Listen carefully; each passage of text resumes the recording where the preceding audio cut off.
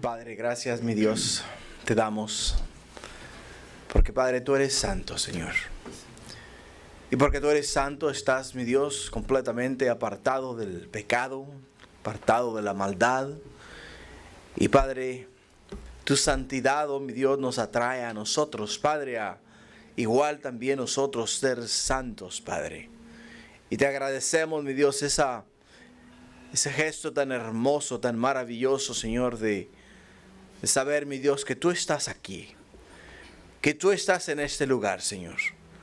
Y Padre Santo, nos has venido, Señor, a visitar y has, mi Dios, hecho esta noche, este lugar, tu recinto, este lugar donde tú, mi Dios, te has propuesto, Señor, hablar a nosotros a manera íntima y personal, para, oh mi Dios, ministrarnos, mi Dios, a través de tu palabra y enseñarnos, oh mi Dios, cuánto nos amas. Por ello, Padre, te pedimos que nos prepares nuestro corazón. El agricultor, mi Dios, antes de tirar la semilla, prepara la tierra, Señor. Y una vez que tira la semilla, él espera, oh mi Dios, en la lluvia del cielo. Y pacientemente espera que caiga esa lluvia del cielo. Y una vez que la lluvia del cielo cae sobre la tierra y moja la semilla, Señor, esa semilla, oh Padre mío, eventualmente sale de la tierra y empieza a crecer y a dar fruto. Y eso es lo que queremos nosotros, Padre. Queremos germir, Padre. Queremos salir de la tierra. Queremos, Padre mío, crecer. Queremos, Padre mío, llegar al conocimiento pleno de ti, mi Dios. Y, Padre mío, caminar contigo, vivir para ti. Así es de que ahora, a través de tu palabra, glorifícate de una manera especial y háblanos, te lo pido esta noche, en el nombre de Jesús. Y nosotros todos decimos, amén. Gloria a Dios. Pueden tomar asiento, hermanos. Pueden tomar asiento. Segunda de Samuel, capítulo 2. Donde vamos a estar esta noche tocando un tema que es relacionado con una guerra civil. Una guerra civil. Como introducción, me gustaría hacer énfasis en la vida de David. Y quiero que miremos cómo David aprendió a depender de Dios, aprendió a preguntar a Dios qué hacer. ¿Qué pasos tomar? Aprendió no solamente a depender de Dios, sino también a ir agarrado de la mano de Dios en todo tiempo, en todo momento y en toda hora. Y cuando tú aprendes a caminar con Dios, cuando aprendes a depender de Dios, vives solamente preguntando a Dios qué es lo que debes de hacer. Si vas a la tienda, le pides a Dios que te guarde en el camino. Si vas al trabajo, le pides a Dios que te dé la bendición de llegar con su bendición y llegando al trabajo, igual, que te dé las fuerzas para poder desempeñar la obra que tienes delante de tu persona. Si vas a comprar un vehículo, igual, Señor, antes de yo llegar al dealer, ya pon la persona indicada para que yo encuentre gracia en los ojos de tal persona y pueda yo poder agarrar una buena oferta o hacer una buena compra. Si vas a trabajar en mecánica en tu carro, Señor, ayúdame, dame discernimiento, quiero ver cuál es el problema del vehículo, quiero arreglarlo. Si vas a hacer cualquier cosa, en todo tiempo estás preguntando a Dios, porque aprendes a depender de Dios. Eso es lo que hemos mirado ahora después de que David regresó a los brazos de Dios. Que ahora él no da un paso sin consultar a Dios. Sin consultar a Dios. Y él aprendió a vivir para Dios. Y por ello es que lo encontramos en la Biblia como un hombre conforme al corazón de Dios. Y cuando tú y yo lleguemos a ese nivel de depender totalmente de Dios, de levantarte, oh gracias Padre, porque pude descansar esta noche pasada y me he levantado con fuerzas para iniciar un nuevo día. Vas en el camino y Señor, gracias por protegerme de accidentes. Gracias Señor por darme un trabajo. Gracias Padre por darme los medios para proveer para mi familia. O sea, cuando aprendemos a caminar y a depender de Dios de esa manera, la vida es muy diferente. Es muy diferente. Porque ahora ya no te preocupa el hecho de qué va a pasar conmigo, qué va a pasar con mi familia, qué va a pasar con las cosas que yo tengo, qué va a pasar con el día de mañana. ¿Por qué? Porque has aprendido a qué. Has aprendido a buscar el reino de Dios y su justicia, y has tomado para ti mismo esa promesa que dice, y todas las demás cosas vendrán por añadidura. Es cuando aprendes a depender de Dios. Y eso es lo que hemos estado ya observando en la vida de ¿quién? En la vida de David.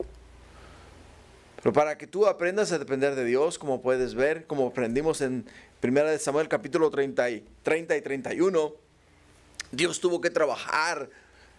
¿Tuvo que trabajar en quién? Tuvo que trabajar en David. Tuvo que quitarle todo lo que tenía y dejarle solamente a él, a Dios. Dejarle solamente a Dios. Pero nosotros no queremos llegar a ese nivel. No queremos llegar a ese nivel. No queremos tener que tocar fondo para entonces poder decir, Señor, ahora sí me rindo al 100% a tu persona. Quizá ya hayas tú tocado fondo y ahora estás completamente rendido a la voluntad de Dios. O rendida a la voluntad de Dios. Y qué hermoso, ¿no? Qué hermoso es caminar así y vivir de esa manera, confiando siempre en Dios. Confiando siempre en Dios. Ahora, en este capítulo vamos a mirar algo interesante. Porque vamos a mirar a un hombre que consulta a Dios para hacer la voluntad de Dios. Pero de igual manera vamos a mirar también a un hombre estableciendo su propia ley, haciendo las cosas a su manera, dependiendo de su intelecto, dependiendo de sus fuerzas, dependiendo de su influencia y dependiendo de su poder, para hacer lo que le agrada a él. Y vamos a mirar el contraste. ¿Por qué? Porque a razón de ese contraste vamos a encontrar en la ciudad de Israel, en el pueblo de Israel, una guerra civil, donde están peleando entre hermanos, donde se están matando entre hermanos. Y es por ello que miramos a uno que ama a Dios y quiere hacer la voluntad de Dios, vive para hacer la voluntad de Dios, y miramos a uno que vive para sí mismo y quiere hacer su propia voluntad. Y cuando se vive para uno mismo y se quiere hacer nuestra propia voluntad, tenemos que llevarnos a mucha gente por delante para poder llegar a donde queremos llegar. Pero cuando se vive para hacer la voluntad de Dios, no tenemos que hacer nada. Dios lo hace todo. Todo, absolutamente todo. Solamente tenemos que confiar en Él y depender de Él para poder nosotros ver la gloria de Dios y mirar a Dios obrar en nuestras vidas. Lo que nos lleva esta noche a los puntos que vamos a estar tocando.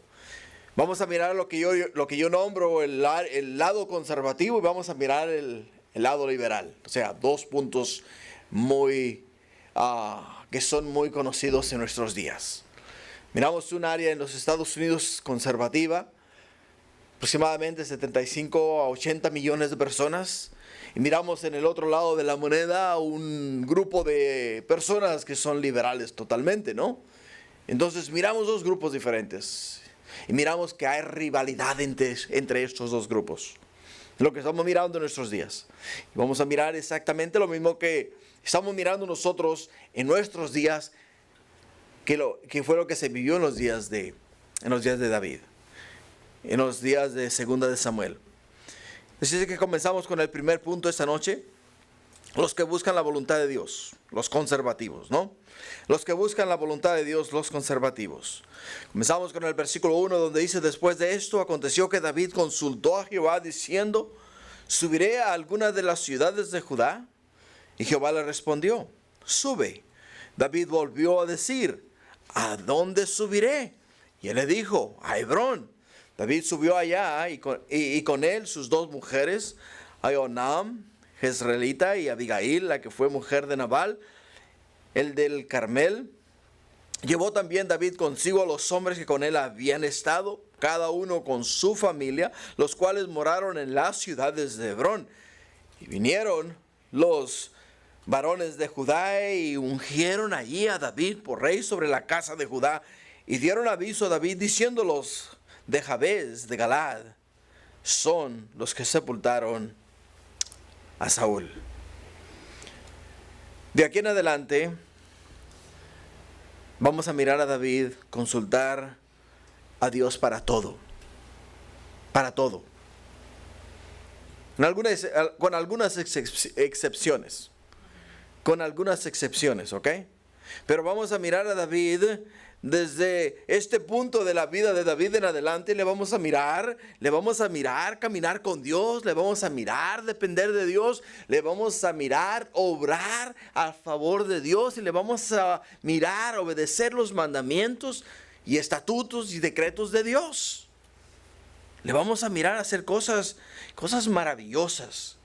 Que vamos a decir nosotros, bueno, yo me hubiera gustado ser uno de los capitanes del ejército de David. ¿Por qué? Porque vamos a mirar a un hombre valeroso, un hombre esforzado, un hombre dedicado, un hombre que dependía 100% de Dios.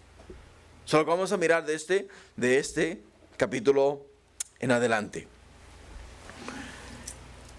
¿Y por qué es que David buscaba a Dios? Porque David quería estar en los planes de Dios. David quería estar en los planes de Dios. David no estaba buscando el ser bendecido por Dios. David estaba buscando estar en los planes de Dios. Muchas veces buscamos la bendición de Dios, pero no queremos estar en los planes de Dios. Y cuando no queremos estar en los planes de Dios, literalmente quiere decir que nosotros buscamos a Dios para nuestra conveniencia. Y cuando buscamos a Dios para nuestra conveniencia, entonces, hermanos, apenas recibimos la bendición de Dios, nos apartamos de Dios. Y nos olvidamos de Dios. Y David no quería eso. David no quería la bendición de Dios. David quería estar en los planes de Dios. Quería hacer la voluntad de Dios. Por ello es que consultó a Dios, porque quería él no parecer como un oportunista, que ahora que Saúl está muerto, pues ahora regreso a Israel, regreso a Judá, y pues me ungen como rey y ahora soy rey de Judá. No quería que la gente lo mirara de esa manera. No quería que le miraran de esa forma. Por ello es que fue específico. ¿Fue específico a qué? Fue específico en las preguntas que le hizo a Dios. La primera pregunta que le hizo a Dios fue: subiré a algunas de las ciudades de Judá. O sea, David no dijo cuando murió Saúl, no, hey, todos ustedes, los 600 hombres que están conmigo, empaquen sus camellos, suban todas sus cosas, nos regresamos a Israel, nos regresamos a Judá. ¿Por qué? Porque ya no hay quien nos persiga. Ahora podemos regresar a Judá y podemos vivir tranquilos. No hay problema. Nadie nos va a hacer daño ni nos va a perseguir más. Porque ya aquel que nos buscaba ya no existe más. Ya no vive más. Él no dijo nada de eso. Él simplemente le dijo al Señor: Señor, ¿qué debo de hacer? ¿Dónde vivía en ese entonces? Vivía en Ziklag. ¿Vivía dónde? Vivía con los filisteos. Estaba viviendo en tierra enemiga, en la tierra de sus enemigos. Por ello es que consulta a Dios. Ahora, algo que es importante de entender es lo siguiente. ¿Qué es lo que miramos en David? Miramos que David, cuando lo necesitaba más la nación, cuando lo necesitaba más el pueblo de Dios, cuando lo necesitaban más para que peleara por el pueblo de Dios, ¿dónde estaba David? No estaba David entre el pueblo de Dios. Estaba David fuera del pueblo de Dios. Estaba David fuera del territorio de Israel. Estaba en Ziklag. Estaba con los filisteos. Entonces, muchas veces la reacción humana es la siguiente. Cuando más te necesitaba, ¿dónde estabas? Cuando más me hacías falta, no estabas ahí. Cuando yo necesitaba que me echara la mano, no estabas ahí para ayudarme. Y esa es la reacción humana. La reacción del hombre. Esa es la reacción del hombre. David no quiere no quiere regresar a Judá. No quiere regresar a donde, no quiere regresar a Israel. No quiere regresar a Judá, al menos que Dios le diga: puedes regresar. ¿Por qué? Porque Dios es el que prepara el camino, Dios es el que prepara los corazones y Dios es el que bendice la obra de sus manos. Él es el que hace la obra. Por ello es que literalmente le pregunta: ¿dónde quieres que vaya? Él iba a regresar a su tribu, iba a regresar a su gente, pero él no sabía a cuál de las tribus iba a regresar. Él necesitaba escuchar de Dios. Y le preguntó a Dios, ok, Señor, ¿debo de regresar o no debo de regresar? Y Jehová le respondió que sí debía de regresar. Ahora David quería estar bien seguro y quería saber a dónde ir. ¿Qué le pregunta la segunda pregunta? ¿A dónde iré? ¿A dónde subiré? ¿En qué ciudad o en qué pueblo me estableceré? Es muy importante, hermanos. ¿Por qué es importante saber esto? Porque muchas veces nosotros tomamos las primeras oportunidades que se nos presentan y ahí vamos, ¿no? Como burros sin mecate, decimos por ahí, ¿no? Ahí vamos para allá. Y ahí nos metemos y no sabemos si realmente era la voluntad de Dios. Si eso era lo que Dios quería.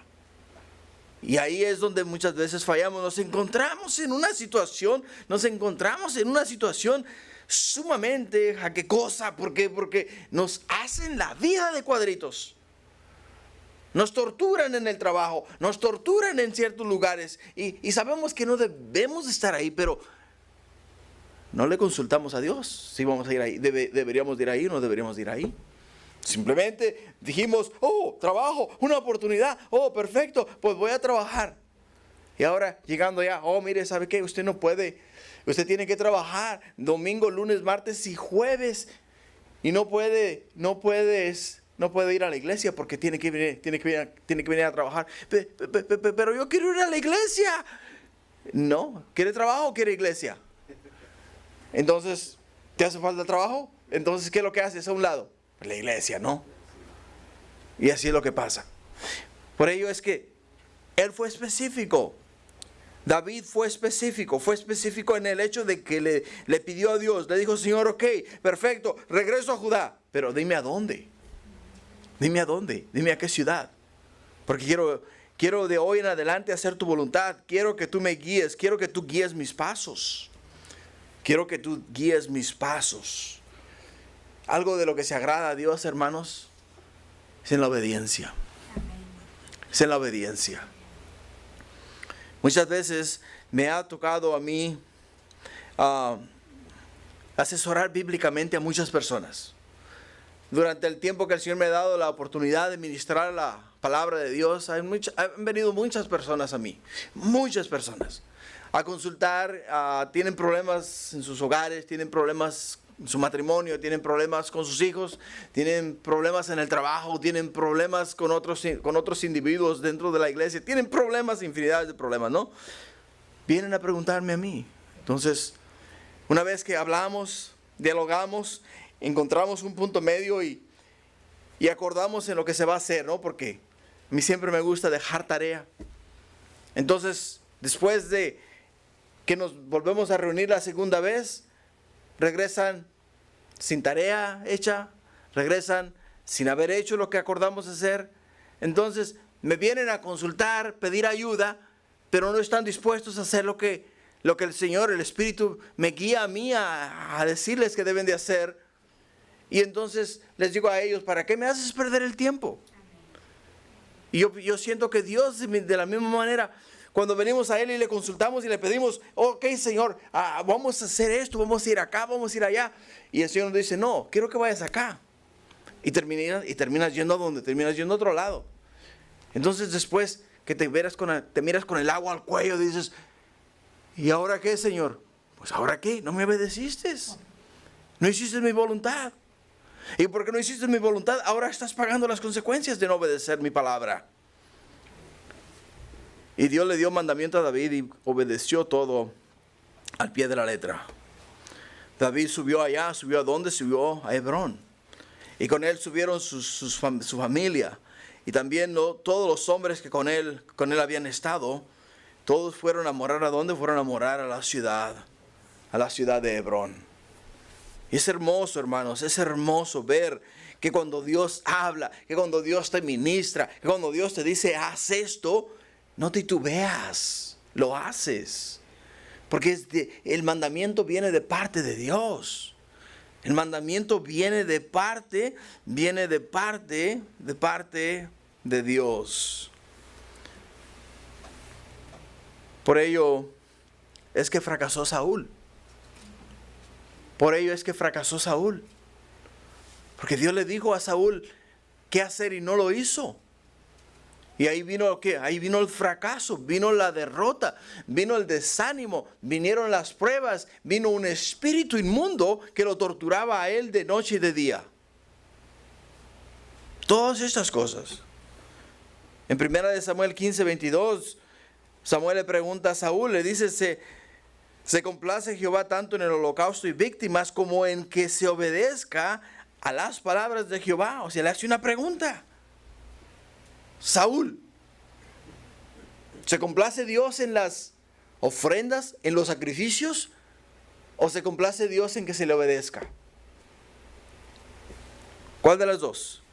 Y dice Samuel, ciertamente el obedecer es mejor que los sacrificios y el prestar atención que la grosura de los carneros, porque como pecado de adivinación es la rebelión y como ídolos e idolatría es la obstinación. Por cuanto tú desechaste la palabra de Jehová, Él también te ha desechado para que no seas rey. O sea, Él desechó la palabra de Jehová, quiere decir, desechó el mandamiento del Señor. ¿Desechó qué? Desechó la orden de Dios. Y por ello es que Dios lo hizo a un lado. Dios lo hizo a un lado. Y en cuanto David regresa a Judá, nos dice la escritura que vinieron los varones de Judá y ungieron allí a David por rey sobre la casa de Judá.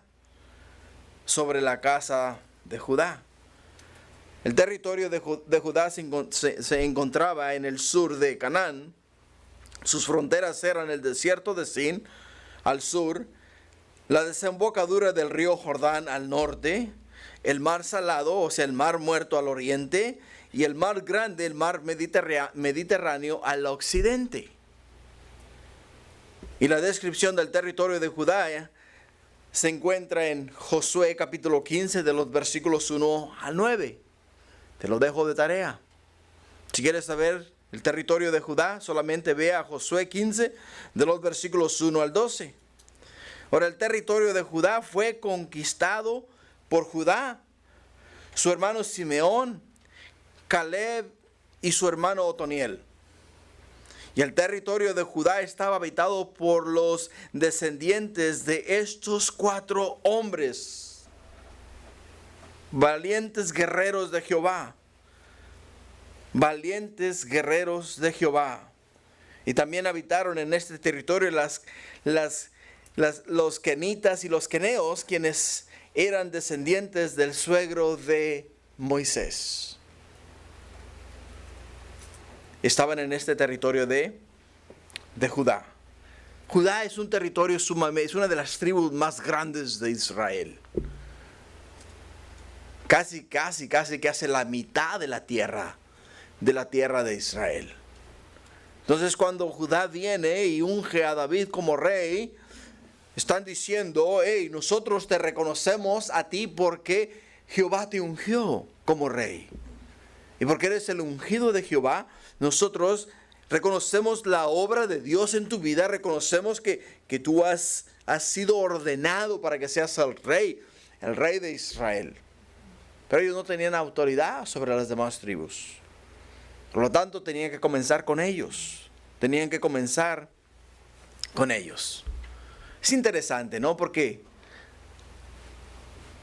Jehová ungió a David como rey. Lo ungió como rey aproximadamente 20 años atrás. En 1 Samuel 16:12 es donde lo ungió como rey. En 1 Samuel 16:12 envió pues por él, dice, y le hizo entrar. Y era rubio y hermoso de ojos y de buen parecer. Entonces Jehová dijo, levántate y úngelo, porque este es.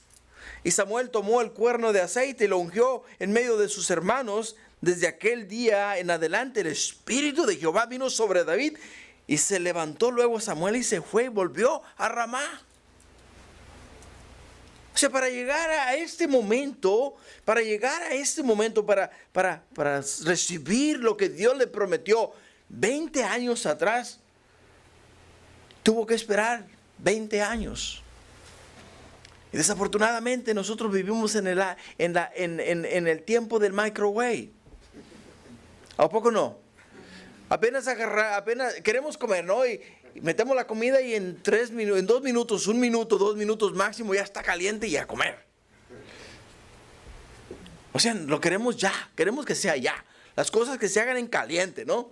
Que se hagan rápido. Estoy haciendo un trabajo en mi casa ahora en estos momentos. Y tengo un muchacho que me está ayudando, ¿no? Entonces, no me dijo que tenía un trabajo regular. Entonces, el trabajo que me está haciendo, me lo está haciendo entre los fines de semana o en las tardes. Y me estaba volviendo loco. ¿Por qué? Porque yo quiero las cosas en caliente. Así, rápido.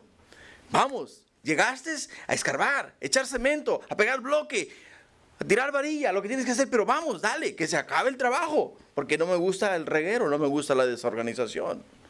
Entonces me está sacando de quicio, ¿no? Me está volviendo loco. ¿Por qué?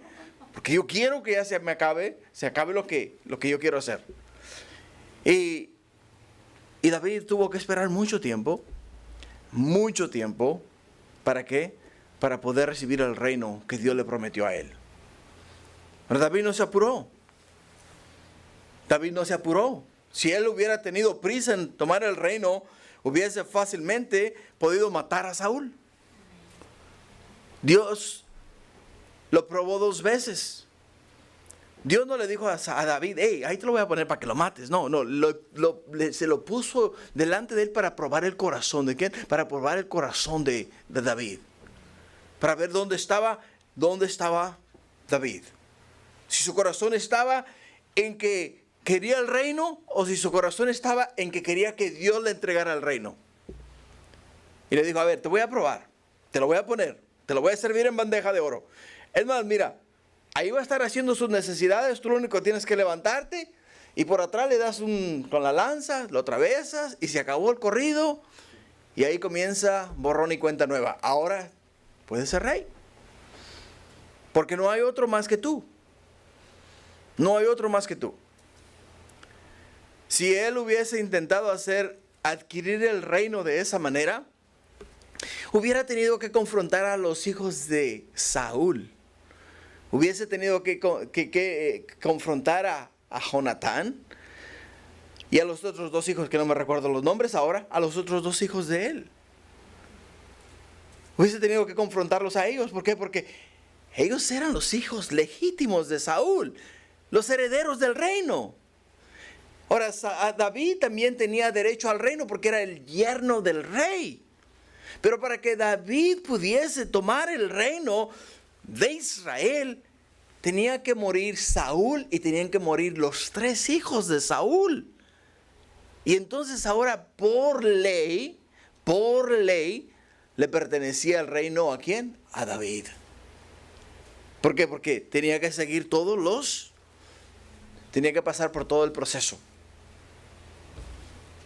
Así es de que si lo hubiera tratado de adquirir de esa manera, quizá lo hubiese logrado, pero lo hubiese sido sumamente difícil y se hubiera echado un hormiguero de enemigos arriba, ¿no? Dijo, no, ¿sabes qué? Yo voy a esperar en el tiempo de Dios. Y estuvo esperando hasta este momento, hasta que Dios le unge como rey. En el versículo 5 en adelante dice, entonces envió David mensajeros a los de Jabes de Galaad,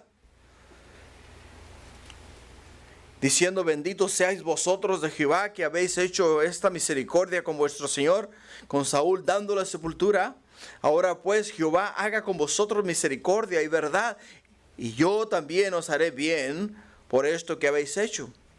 Esfuércense pues ahora vuestras manos y sed valientes, pues muerto Saúl vuestro señor, los de la casa de Judá me han ungido por rey sobre ellos. Lo que los de Jabes hicieron con Saúl y sus hijos fue verdaderamente algo heroico, algo de gran valor. Y David lo reconoce. David reconoció que David reconoció lo que estos hombres hicieron por Saúl y por sus hijos. Ahora, una cosa que debemos entender es lo siguiente. Los de Jabes estaban sumamente agradecidos con Saúl. Este es el Saúl al cual Dios ungió como rey de Israel. El Saúl el cual comenzó a hacer las cosas a la manera de Dios, obedeciendo a Dios y consultando a Dios. ¿Por qué? Porque los moabitas vinieron en contra de ¿quiénes? Vinieron en contra de los de Jabes en Primera de Samuel, capítulo 11, versículo 9, ¿no? El capítulo 11, ¿vinieron en contra de quién? Vinieron en contra de los de Jabes. Y les dijeron a ellos, sí, más vale que se rindan. Y les dijeron a ellos, para que haya señal de que se van a rendir, quiero que todos ustedes se saquen el ojo derecho. O sea, estírpenlo, sáquenselo el ojo. Todos los de Jabes, toda la tribu de Jabes, sáquense el ojo derecho, dice.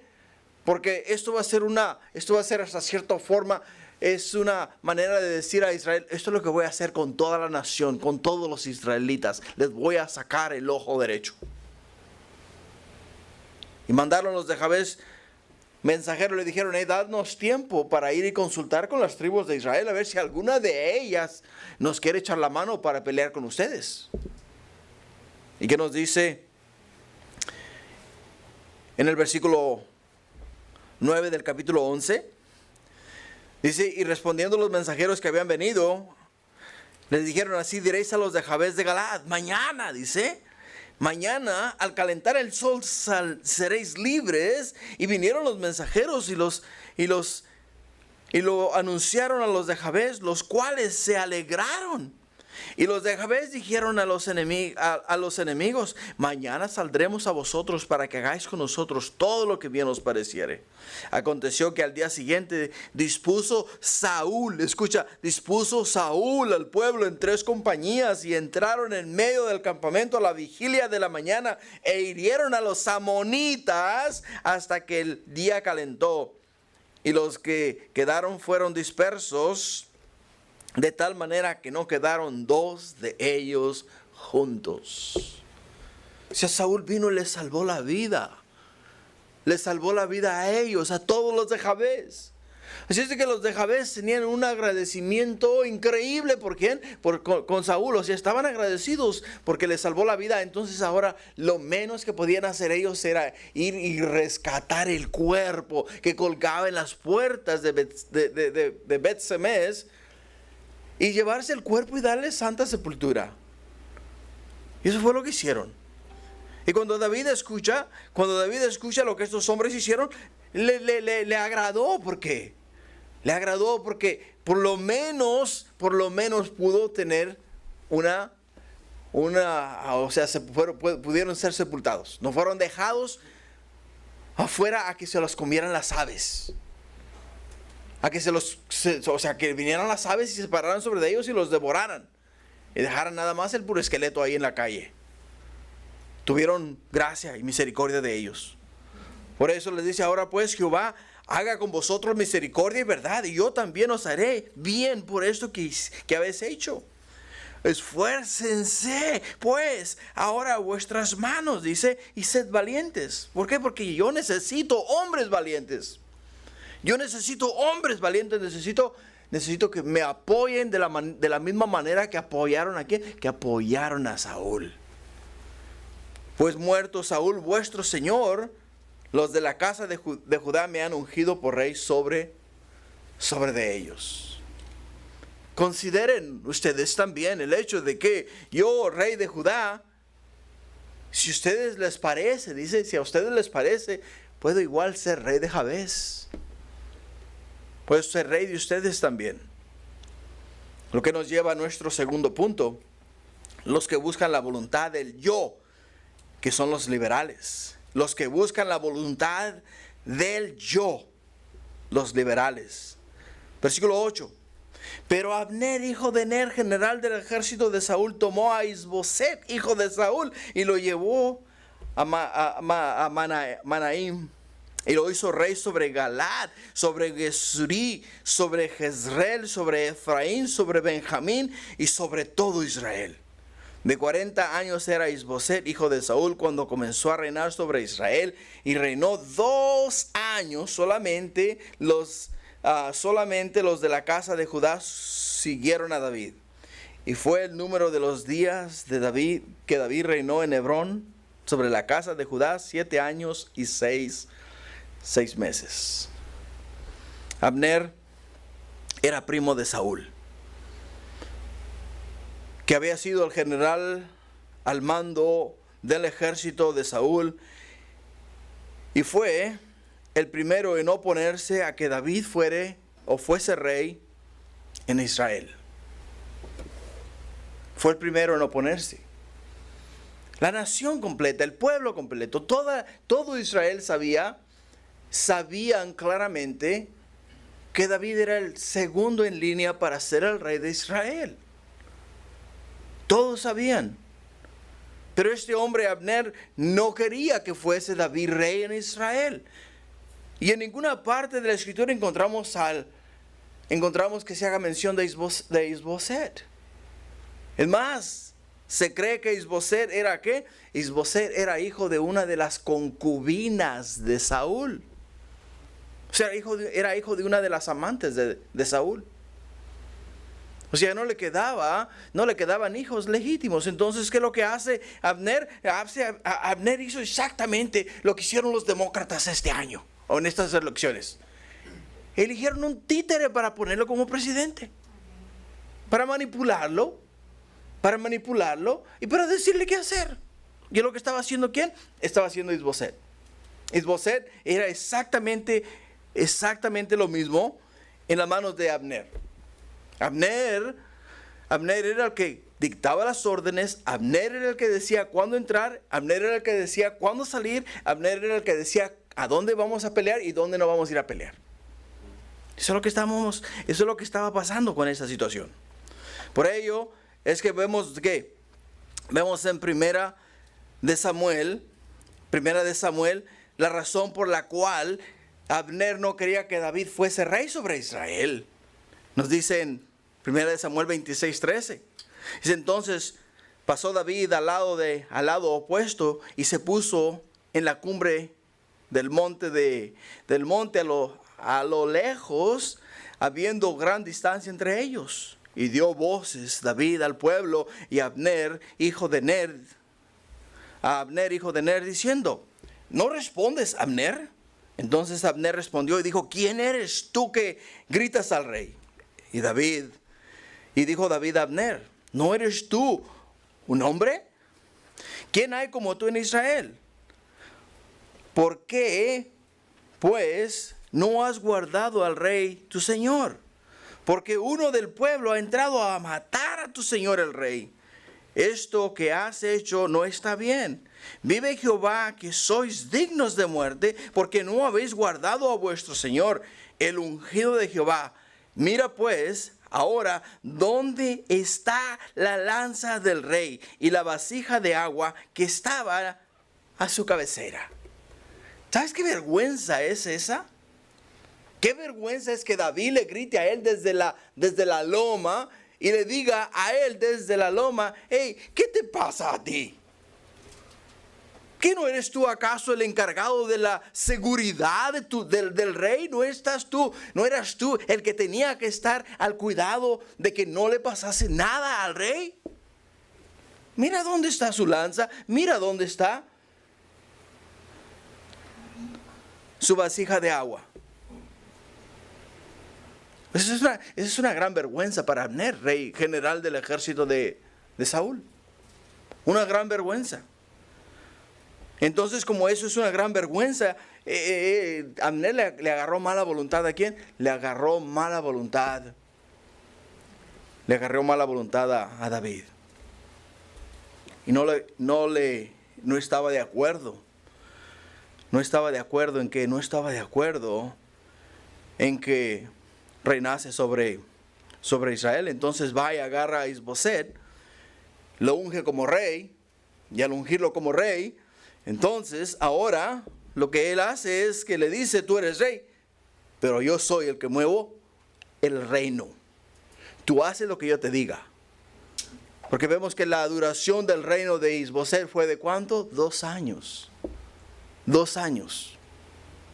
Porque no tenía calibre, no tenía lo que se necesitaba para reinar en Israel. No era el ungido de Jehová. No tenía el poder del Espíritu de Dios.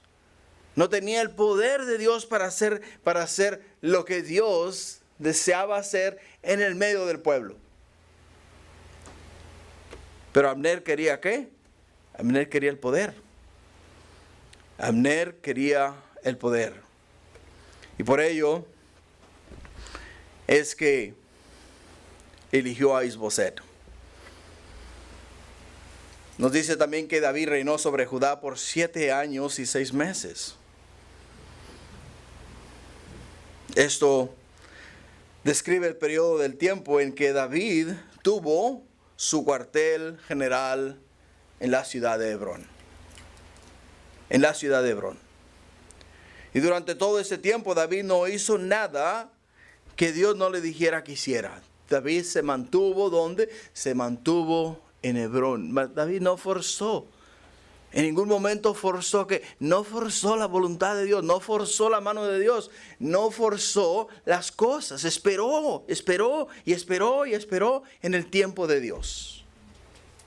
Esperó en el tiempo de Dios. Algo que debemos aprender a hacer nosotros, hermanos.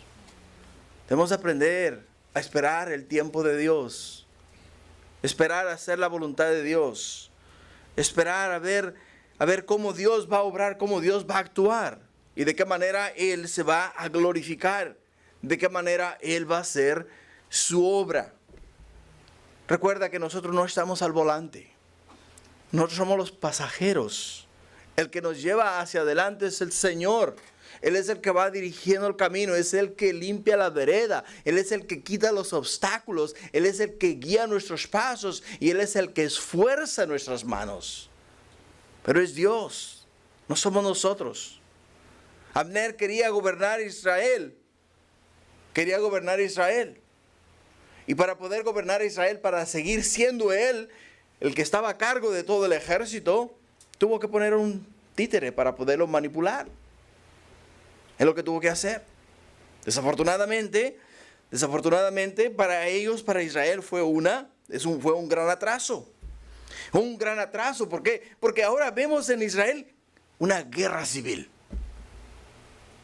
Estamos al margen, estamos al punto de comenzar dentro de esta nación una guerra civil. Hay una separación increíble, se puede sentir la tensión en el aire. Entre los conservativos y los liberales hay un ataque, hay algo diabólico literalmente, que de verdad se siente en el aire. Se siente en el aire. Por ello, hermanos, es que esa porción de la Escritura nos debe de servir a nosotros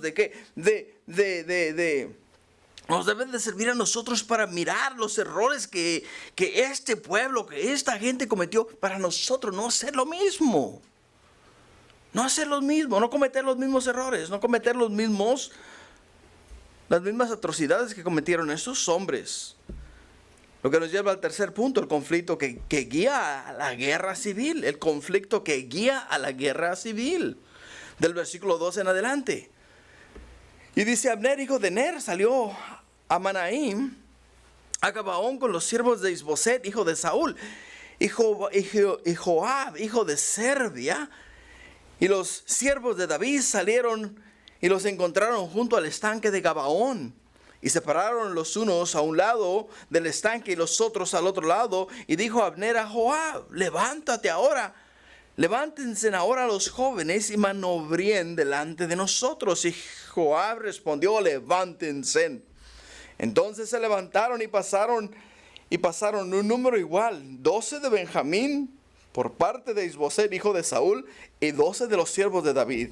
Y cada uno echó mano de la cabeza de su adversario y metió su espada en el costado de su adversario, y cayeron a una.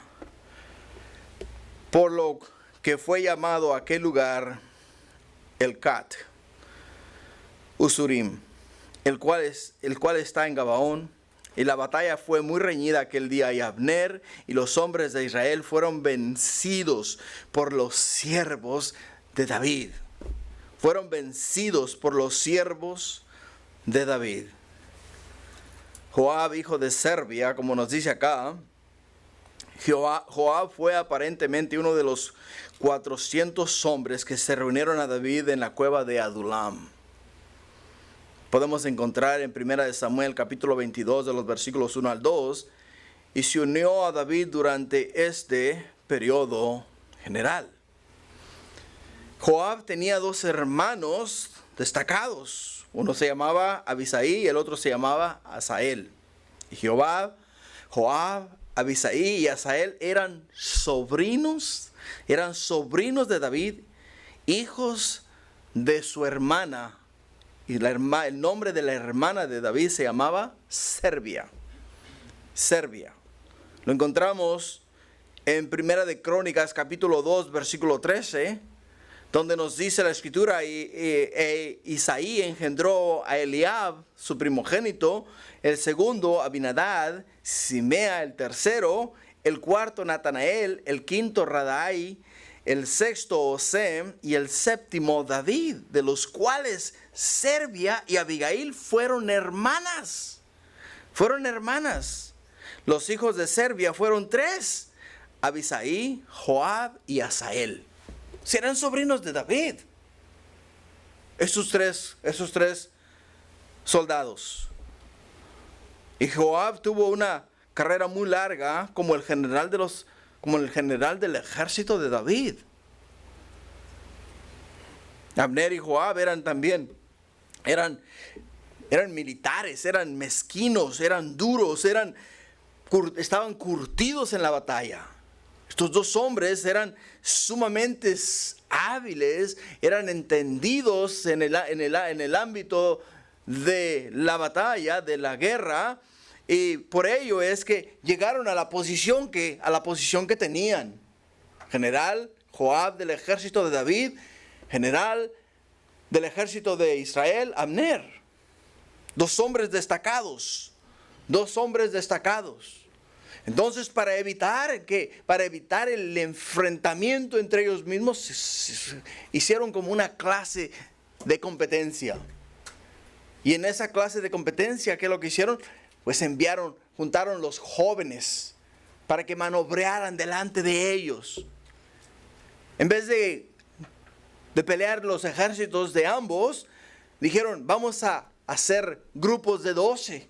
¿Y vamos a qué? Van a pelear ellos delante de nosotros y ellos van a ser los que van a decidir quién es el que gana y quién es el que queda. ¿Quién es el que pierde? Es de la manera que lo estaban haciendo. De la manera en la cual ellos estaban manobreando. Y por ello es que podemos mirar que era un duelo mano a mano. Un duelo mano a mano. Ahora, sin embargo, nos dice la escritura que los hombres de David, bajo el mando de Joab, prevalecieron en la batalla que siguió a este baño de sangre en el Kad Asurim. Y la mano de Dios no estaba con Abner ni con Isboset. ¿Por qué la mano de Dios no estaba con Abner? ¿Por qué la mano de Dios no estaba con Isboset? Porque ya Dios se había ungido, se había hecho de un hombre para que reinase en Israel. Y todos los demás eran impostores. Todos los demás que querían el reino eran impostores. Y como impostores del reino, entonces, ¿sabes qué? Estaban ¿dónde? Estaban en una posición. Estaban en una posición donde estaban fuera de la voluntad de Dios. Estaban fuera de la voluntad de Dios. Dirás tú, pero la escritura dice que Dios pone reyes y quita reyes. Es verdad, Dios pone reyes y quita reyes. Pero muchas veces, siendo que nos da a nosotros libre albedrío, nos da a nosotros la oportunidad de seguir sus mandamientos, de seguir sus estatutos, de seguir lo que Él nos dice que hagamos y obedecerle a Él. O muchas veces nos forjamos nuestra propia ley, hacemos nuestra propia voluntad, caminamos de acuerdo a nuestro criterio y nosotros hacemos lo que queremos. Y nos establecemos donde no debemos de estar establecidos. Y lo mismo ocurre con muchos líderes de naciones. Como podemos ver, Isboset estaba ahí, no porque Isboset quería, estaba ahí porque Abner quería. Abner quería, estaba ahí. Ahora sabemos que ya David había sido proclamado rey. Dios ya lo había ungido como rey. Entonces Dios fue el que ungió ¿a quién? A David como rey. Pero Isboset fue puesto como rey, pero no conforme a la voluntad de Dios. Entonces, ¿qué hacemos con la escritura que dice que Dios pone reyes y quita reyes? ¿Qué hacemos con esa escritura? Porque mucha gente diría de esta manera, bueno, ¿no fue la voluntad de Dios que Isboset fuera rey? ¿Crees tú que fue la voluntad de Dios que Isboset fuera rey? ¿No fue la voluntad de Dios que David fuera rey? Bíblicamente podemos ver que fue la voluntad de Dios que David fuera rey. Bíblicamente podemos mirar que no fue la voluntad de Dios que Isboset fuera rey. Y porque no fue la voluntad de Dios que Isboset fuera rey, entonces ¿qué es lo que encontramos acá? Lo que encontramos acá es que Dios no se equivoca. Dios quita reyes y pone reyes. Dios no se equivoca en ninguna manera. Pero de igual manera nos deja a nosotros hacer ciertas cosas. Para que reconozcamos que estamos equivocados. Para que reconozcamos que estamos equivocados. Si David hubiese sido rey de Israel, ungido como rey de Israel, como lo fue ungido por rey de Judá, si hubiese derramado esta sangre, en ningún momento se hubiese derramado esta sangre. No hubiese habido derramamiento de sangre, no hubiese habido muertos como los que estamos viendo acá en estos momentos dentro de sus mismos hermanos. Pero porque están actuando fuera de la voluntad de Dios, Dios les quiere abrir los ojos. ¿A quién? Les quiere abrir los ojos a las 11 tribus de Israel, a que vean ellos que están actuando fuera de la voluntad de Dios y les está dejando ¿qué? Les está dejando a ellos ir hacia adelante. Ir hacia adelante. En el versículo 18. Estaban allí los 3 hijos de Serbia, Joab, Abisaí y Asael. Asael era ligero de pies como una gacela del campo. Y siguió Asael tras Abner sin apartarse ni a derecha ni a izquierda. Y miró atrás Abner y dijo, ¿no eres tú Asael? Y él respondió, sí. Entonces Abner le dijo, apártate a la derecha o a la izquierda, echa mano de alguno de los hombres y toma para ti sus despojos. Pero Asael no quiso apartarse en pos de él. Abner volvió a decir a Asael, apártate de en pos de mí, porque he de herirte hasta derribarte. ¿Cómo levantaría yo entonces mi rostro delante de Joab tu hermano? Y él no queriendo él irse, lo hirió Abner con el reguetón de la lanza por la quinta costilla. Y le salió la lanza por la espada y cayó allí y murió en aquel mismo sitio. Y todos los que venían por aquel lugar donde Asael había caído y estaba muerto, se detenían. ¿Qué vemos acá en estos versículos? Vemos a los 3 hijos de Serbia, Joab, Abisaí y Asael, y miramos que habían salido a pelear para defender el reino de David, el reino de Judá. Ellos tenían celo también por David. Ellos reconocían que Dios le había ungido a él como rey. Dios le había ungido a David como rey, por lo tanto debería ser rey de Israel. Y nuevamente volvemos al mismo punto. Volvemos a la misma situación. Volvemos a donde vemos al hombre actuar en sus propias fuerzas, donde vemos al hombre hacer ¿qué? Vemos al hombre hacer su voluntad y no la voluntad de Dios. Asael, como podemos ver acá, cuando Abner se retiraba después de que tuvieron el enfrentamiento los jóvenes y manobrearon delante de ellos, Asael se fue tras Abner ¿para qué? Asael se fue tras Abner para quitarle la vida a Abner. Porque si Asael logra quitarle la vida a Abner, entonces logra ¿qué? Logra unificar el reino de Israel. ¿Quién es Isboset?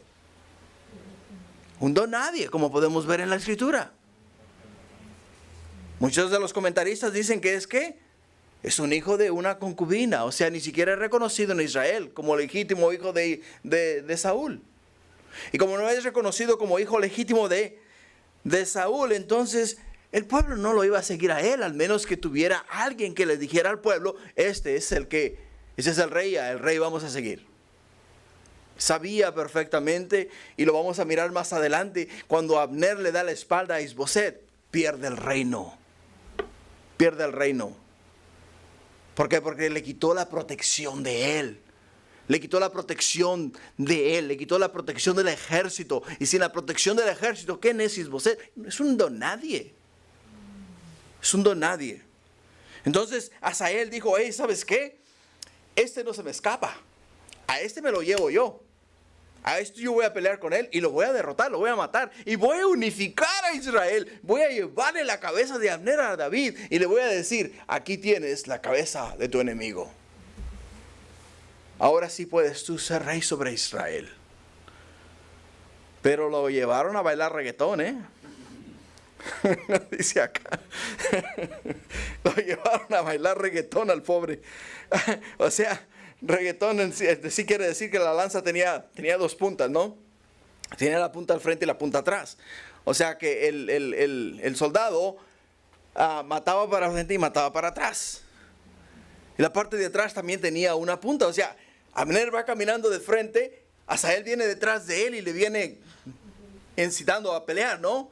¿Y qué es lo que hace Abner? Solamente hace hacia atrás y le mete la lanza por la quinta costilla. Y ahí lo mató. O sea, ni tuvo ni que pelear con él. Simplemente nomás hizo así, para atrás. Y se lo llevó. Se lo llevó. No contaba con su astucia, ¿verdad? se lo llevó. Se llevó al pobre de Asael. Y vemos ahora que las cosas se ponen color de hormiga. Porque todo cambia. Ahora todo cambia. Antes era, ok, vamos a enfrentar nuestros ejércitos, vamos a enfrentar nuestros jóvenes, pero ahora la pelea se torna en cuerpo a cuerpo. Cuerpo a cuerpo. Ahora vamos a ir y vamos a ¿qué? Vamos a pelear. Vamos a pelear y vamos a seguir a Abner. Nos dice en el versículo 24, mas Joab y Abisai siguieron a Abner y se puso el sol cuando llegaron al collado de Amá, que está delante de Guía, junto al camino del desierto de Gabaón. Y se juntaron los hijos de Benjamín en pos de Abner, formando un solo ejército. Hicieron alto en la cumbre del collado. Y Abner dio voces a Joab diciendo, ¿consumirá la espada perpetuamente? ¿No sabes tú que el final será amargura? ¿Hasta cuándo no dirás al pueblo que se vuelva de perseguir a sus hermanos? Y Joab respondió, vive Dios, que si no hubieses hablado, el pueblo hubiera dejado de seguir a sus hermanos desde esta mañana. Entonces Joab tocó el cuerno y todo el pueblo se detuvo y no persiguió más a los de Israel ni peleó más. Ahora esto se torna en venganza. La venganza de la muerte de su hermano fue el combustible que Joab y Abisai necesitaban para seguir a Abner y matarlo, quitarle la vida. Ahora tenían dos razones para matar a Abner: vengar a su hermano y eliminar al enemigo de Israel. al enemigo de David. Antes era nada más pelear y eliminar al enemigo de David. Pero ahora esto se convirtió en algo personal. Algo personal. Y Abner actuó en defensa propia para defender su vida. Por ello es que tuvo el valor de hablar con Joab. Y simplemente le hace una pregunta y le dice: es inevitable que nos matemos unos a otros.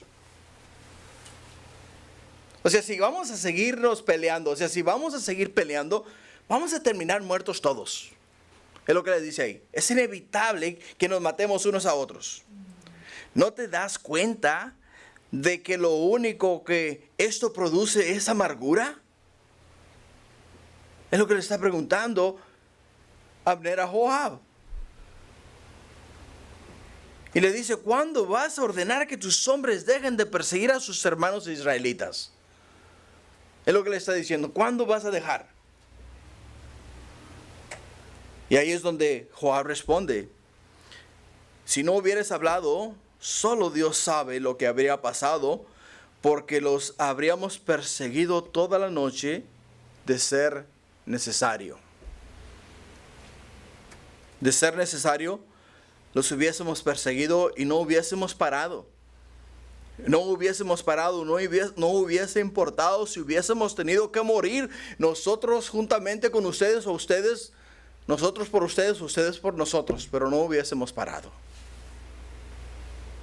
Lo que nos lleva a Proverbios 15:1, donde nos dice que la blanda respuesta quita la ira, mas la palabra áspera hace subir el furor. La lengua de los sabios adorna la sabiduría, mas la boca de los necios hablará sandeces. Los ojos de Jehová están en todo lugar, mirando a los malos y a los buenos. Dios estaba mirando la situación. Estaba mirando cómo estaban actuando estos hombres. Él conocía el corazón de Abner. Dios conocía el corazón de Joab. Dios conocía el corazón de Asael. Dios conocía el corazón de Abisaí. Dios conocía el corazón de todos los soldados, que eran hermanos. O sea, eran descendientes de las mismas tribus de Israel. Y a razón del reino, ahora el pueblo está dividido. O sea, hay una guerra civil dentro de la nación de Israel. Una guerra civil. Uno porque está actuando conforme a la voluntad de Dios, y el otro porque está actuando conforme a su propia voluntad. O sea, está enfrascado en el yo. Eso es lo que está enfrascado. Y podemos ver acá nosotros, hermanos, claramente el hecho de que estamos viendo esta situación es que cuando se actúa fuera de la voluntad de Dios, cuando no se camina conforme al plan trazado por Dios en su santa palabra, vamos a tener esta clase de conflictos.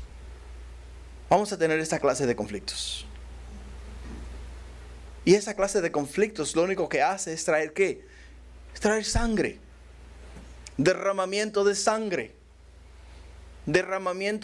O sea, la nación es para unirse, para apoyarse y para echar para adelante. Para protegerse de sus enemigos, otras naciones que no les caen bien. Ese es el propósito de Dios. Como pueblo, hermanos, como pueblos, como hermanos, como hijos de Dios, sigamos la voluntad de Dios, caminando en el plan de Dios, haciendo lo que le agrada a Dios. Eso es lo que Dios quiere de nosotros. Eso es lo que Dios quiere y desea de nosotros.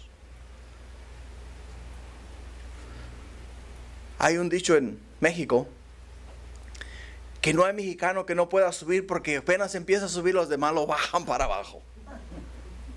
O sea, lo jalan y lo tumban para abajo. Y muchas veces, ¿sabes qué? La envidia, el ego, el odio, el hecho de que, yo no sé, ¿qué tú hiciste para llegar donde estás? ¿O cómo tú lograste escalar la cima? ¿O cómo es que lograste llegar a la parte de arriba de la escalera? y cosas así, ¿no? Entonces te empiezan a dar una serie de cosas que supuestamente hiciste. En vez de decir, oye, qué bueno que te esforzaste. Qué bueno que le echaste ganas. Qué bueno que te quemaste las pestañas para poder llegar a donde estás. Te admiro. De verdad, te admiro. Estoy sumamente orgulloso o orgullosa de ti. Nosotros no.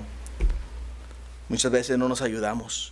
El pueblo, hermanos, está para apoyarse, unirse, trabajar unánimes en un mismo plan, un mismo propósito. Cuidar el bienestar de la nación, el bienestar del pueblo, el bienestar de la ciudad. Y desafortunadamente no podemos ver eso acá en Israel en estos momentos. Sino que vemos división, vemos venganza, vemos odio, vemos rencor, vemos sangre correr en esta situación. En el versículo 29 al 32 dice, Abner y los suyos caminaron por el Araba toda aquella noche, y pasando el Jordán cruzaron por todo Bitrón y llegaron a Manaim. Joab también volvió de perseguir a Abner, y juntando a todo el pueblo, faltaron de los siervos de David 19 hombres, y Asael, o sea, en total 20. En total 20 hombres fueron los que perdió Joab. Mas los siervos de David hirieron de los de Benjamín, de los de Abner, a 360 hombres, los cuales murieron. Tomando luego a Asael, lo sepultaron en el sepulcro de su padre en Belén. Y caminaron toda aquella noche Joab y sus hombres, y les amaneció en Hebrón. O sea, les amaneció en la ciudad donde estaba morando David. La mano de Dios, sin duda, estuvo con Joab hasta que se dejó vencer por la ira y se lanzó a vengar a su hermano. Se dejó vencer por la ira y se fue a vengar a su hermano. Porque Dios les estaba prosperando. Mientras los jóvenes manubreaban, mientras los jóvenes peleaban unos con otros, Dios estaba prosperando a los siervos de David. Dios estaba obrando a favor de David. Pero cuando te dejas vencer por el odio, por el rencor, por la ira, entonces ya no puedes pensar. Porque estás cegado por el dolor, por la ira. Y ahora ya no actúas en las fuerzas de Dios, sino actúas en tus propias fuerzas. Y tu plan es venganza. Y venganza. Y venganza. Por ello es que pudieron tener un gran éxito en esa pelea. Derrotaron a 360 de los de Isboset, y David solamente perdió 20 hombres de guerra. Ahora, entendamos algo, y es importante para nosotros. No te dejes llevar por las apariencias. No te dejes llevar por las apariencias. Que no te guíen y que no te rijan y que no te gobiernen los ideales de ningún hombre. Que no escuches a alguien hablar bonito y decir, oh, wow, ese debería de ser el rey, debería de ser el presidente, debería de ser el gobernador, debería de ser el alcalde de la ciudad. No te dejes llevar por ninguna de esas cosas, por favor. De verdad te lo suplico, te lo pido de todo corazón. Mira, ¿sabes qué? Examina la vida de tal individuo, y si la vida de tal individuo se alinea con la palabra de Dios, entonces considéralo, porque está actuando conforme al plan divino de Dios. Pero si tal individuo no se alinea conforme a la palabra de Dios, no le sigas. No le sigas. Te va a llevar al error. Va a causar división. Va a haber guerra. Va a haber guerra en tu pueblo. Va a haber guerra en tu nación. Va a haber guerra en en el medio de tu gente. Porque no está siguiendo a Dios, está siguiendo sus propios ideales. Abner no seguía a Dios. Abner no seguía a Dios, seguía sus propios ideales. David seguía a Dios y por lo tanto tenía el favor de Dios. Por ello es que solamente perdió 20 hombres. Y quizá no haya perdido los 20 hombres a razón de la maniobra que hicieron los jóvenes, sino que perdió 20 hombres por la ira de Joab, que fue tras Abner. ¿Cómo podemos aplicar este capítulo a nuestra vida, hermanos? En la vida de muchas personas cristianas hoy en día hay literalmente una guerra civil. La carne, que es el reino de Saúl, lucha contra el espíritu, que es el reino de David, y el conflicto es amargo. El conflicto es sumamente amargo. Hacemos todo lo posible para sostener el tambaleante reino del yo, de modo que pueda existir un poco más. Si tan solo pudiéramos preservar algunos derechos, si tan solo pudiéramos tener al menos parte de nuestro propio camino, si tan solo pudiéramos mantener esto o aquello a cualquier costo, es nuestra respuesta. Es nuestra respuesta. Ese es el yo. Ese es el yo que está creando dentro de nosotros una guerra civil. Está creando dentro de nosotros un conflicto. Está creando dentro de nosotros algo que nos va a destruir completamente. Porque no estamos viendo las cosas con los ojos de Dios, estamos viendo las cosas con nuestros ojos, con nuestra mente, con nuestro corazón. Y Jeremías 17:9 dice que engañoso es el corazón más que todas las cosas, y ¿quién lo conocerá? ¿Quién lo conocerá? Es lo que nos dice Jeremías. Por ello, tenemos que esforzarnos. ¿Esforzarnos a qué, hermanos? Esforzarnos en la verdad, esforzarnos en el plan de Dios, esforzarnos en los mandamientos de Dios, esforzarnos a seguir a Dios y consultar a Dios en todas las cosas que emprendamos en esta vida. Dios le dio instrucciones a David. Le dijo, regresa a Judá. Y David le dijo, Señor, ¿a dónde? Y Dios le dijo, a Hebrón. Y quédate ahí hasta que yo te diga, hasta que yo te dé la segunda orden, el segundo paso a tomar. Quédate ahí. No te muevas. No hagas las cosas conforme a tu plan. No hagas las cosas conforme a tu voluntad. Sigue mis mandamientos. Confía en mis decretos. Y pon tu fe en mis estatutos. ¿Por qué? Porque yo te voy a guiar. Yo te voy a dirigir los pasos. Yo te voy a dar la victoria sobre tus enemigos, pero solamente confía en ¿quién? Confía en mí, dice el Señor. Confía en mí.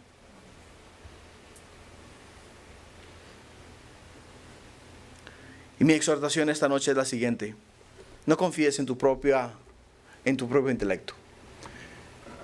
Confía en Dios y solamente en Dios. Amén. Padre, gracias. Señor,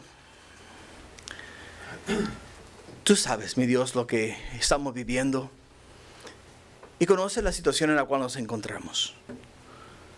Padre mío, tú actúa y tú obra, Padre, porque no queremos vivir la misma escena que se vivió, oh Padre Celestial, en este capítulo, en esta nación, ni en ninguna parte del mundo. Queremos, Padre mío, tu voluntad y queremos seguir tus pasos. Nosotros, tus hijos, esta noche hemos escuchado el conflicto, hemos mirado lo que causa el conflicto. Y no queremos ver eso, mi Dios, mucho menos en nuestra gente, en nuestro pueblo, con nuestros hermanos. Ayúdanos, mi Dios, a consultarte y a mirar las cosas con tus ojos. Te lo pido en el nombre de Jesús. Amén.